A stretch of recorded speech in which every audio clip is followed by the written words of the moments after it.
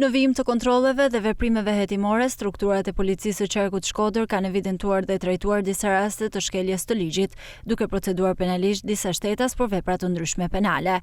Një aksident rrugor është regjistruar në rrugën Pogaj, ku një 20 vjeçar, duke drejtuar një motomjet, ka përplasur një këmbësor 53 vjeçar. I dëmtuari ndodhet në Spitalin Rajonal Shkodër jashtë rrezikut për jetën, ndërsa drejtuesi i motomjetit është larguar nga vendi i ngjarjes dhe është vënë në pranga nga policia.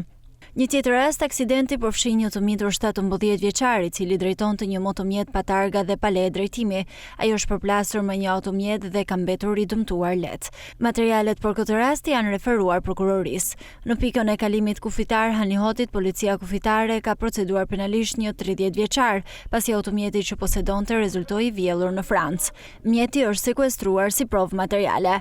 Ndërkohë, në kuadër të luftës kundër narkotikëve, 3 shtetas janë proceduar penalisht. Njëri prej tyre u kap me një sasi lënde të dyshuar narkotike, ndërsa 2 të tjerë u konstatuan me një sasi të vogël kokaine në automjetin me të cilin udhtonin.